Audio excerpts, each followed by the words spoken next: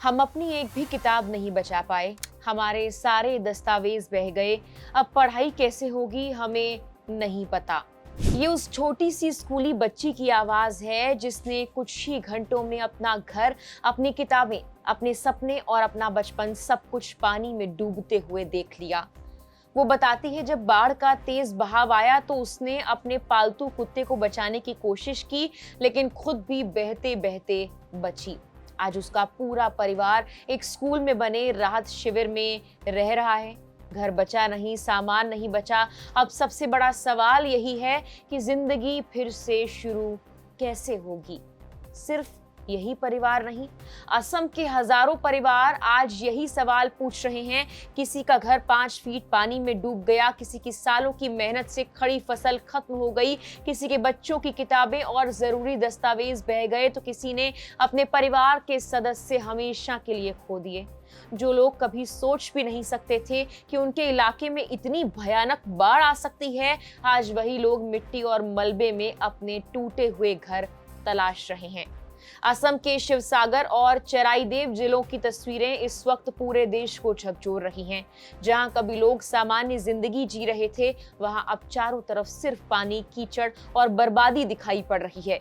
कई गांव ऐसे हैं जहां घरों की सिर्फ छतें नजर आ रही थी और लोग नावों के सहारे अपनी जिंदगी बचाने की कोशिश में लगे थे। सोशल मीडिया पर वायरल हो रही वीडियोस तबाही की उस भयावहता को साफ दिखा रही हैं।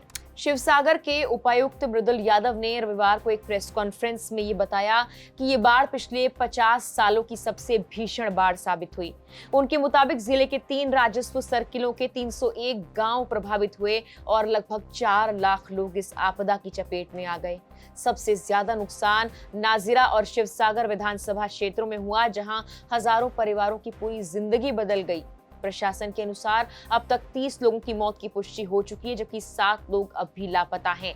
उनकी तलाश लगातार जारी है। अगर पूरे असम की बात करें तो हालात और भी गंभीर हैं। सरकारी आंकड़ों के अनुसार अब भी 9 जिलों के 763 गांवों में करीब 5.5 लाख लोग बाढ़ से प्रभावित हैं। बाढ़ की शुरुआत से अब तक राज्य में 68 लोगों की मौत की पुष्टि हो चुकी है। करीब 48,700 हेक्टेयर कृषि भूमि पानी में डूब चुकी है।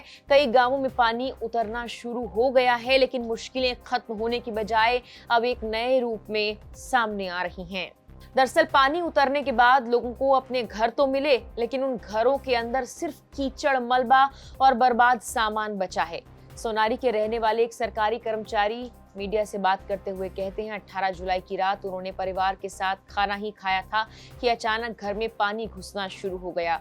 कुछ ही देर में पानी 5 फीट से ऊपर पहुंच गया। उन्हें अपने बुजुर्ग माता पिता के साथ पहली मंजिल पर भागकर जान बचानी पड़ी। जब पानी उतरा तो घर का लगभग आधा सामान खराब हो चुका था। बिस्तर, फ्रिज, फर्नीचर, 2 मोटरसाइकिल और कार, सब कुछ बाढ़ ने बर्बाद कर दिया।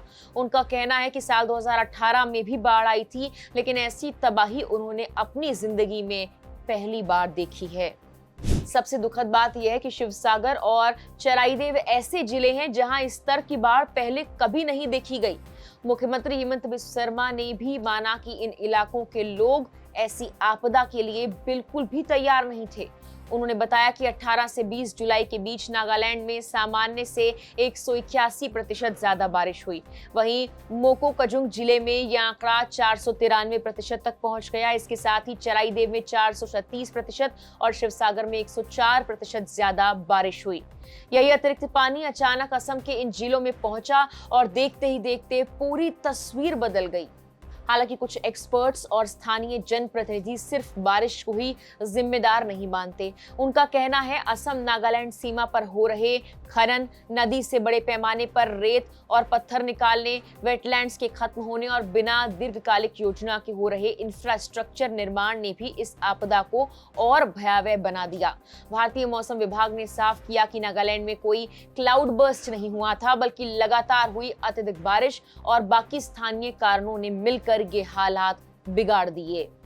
इस बीच राहत और बचाव अभियान अब भी युद्ध स्तर पर जारी है। जिला प्रशासन के अनुसार लगभग अब तक 20,000 लोगों को सुरक्षित निकालकर राहत शिविरों तक पहुंचाया जा चुका है। इस अभियान में एनडीआरएफ, एसडीआरएफ और स्थानीय स्वयं सेवकों ने मिलकर काम किया है। बचाव के लिए 60 सरकारी नावों, 62 स्थानीय नावों का इस्तेमाल किया गया। जिन गांवों तक सड़क मार्ग से पहुंचना संभव नहीं था, वहां हेलीकॉप्टर के जरिए राहत सामग्री भेजी गई। अब तक करीब 10,000 किलोग्राम खाद्य सामग्री 2,000 से ज्यादा परिवारों तक हवाई मार्ग से पहुंचाई जा चुकी है।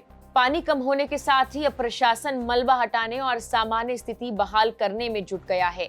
जेसीबी और भारी मशीनों की मदद से सड़कों से कीचड़ और रेत हटाई जा रही है। जिले में 50 से ज्यादा राहत शिविर चल रहे हैं। राहत वितरण का पहला चरण पूरा हो चुका है और दूसरा चरण भी चल रहा है। जल्द ही प्रभावित परिवारों को मुख्यमंत्री विशेष फैमिली किट भी दी जाएगी ताकि वो धीरे धीरे सामान्य जीवन की ओर लौट सकें। बाढ़ के बाद एक और बड़ा खतरा बीमारियों का होता है, इसीलिए स्वास्थ्य विभाग की पूरी टीम अलर्ट पर है। दस्त, हैजा और त्वचा संबंधी संक्रमण जैसी बीमारियों को रोकने के लिए भी दवाइयों का पर्याप्त भंडारण किया गया है। 38 मेडिकल टीमें लगातार राहत शिविरों और प्रभावित गांवों में जाकर लोगों का इलाज कर रही हैं, स्वास्थ्य जांच कर रही हैं और पीने के पानी की गुणवत्ता पर भी नजर रखी जा रही है। मुख्यमंत्री हेमंत बिस्व शर्मा ने ये कहा है कि राज्य सरकार का सबसे बड़ा लक्ष्य अब राहत से आगे बढ़कर पुनर्वास है। बिजली बहाल करने का काम तेजी के साथ किया जा रहा है, लेकिन उससे पहले हर इलाके में सुरक्षा जांच की जा रही है ताकि कोई दुर्घटना ना हो। वहीं केंद्रीय मंत्री सर्बानंद सोनोवाल ने स्थिति को बेहद गंभीर बताते हुए कहा, केंद्र और राज्य सरकार मिलकर राहत और पुनर्वास कार्यों में लगी हुई है। प्रधानमंत्री नरेंद्र मोदी भी लगातार स्थिति पर नजर बनाए हुए हैं। इसी बीच असम के मशहूर गायक पापोन ने भी देश और विदेश में रहने वाले लोगों से आगे आकर बाढ़ पीड़ितों की मदद करने की अपील की है। लेकिन इन तमाम सरकारी प्रयासों के बीच सबसे बड़ा सच वही है जो उस छोटी बच्ची की आंखों में दिखाई देता है।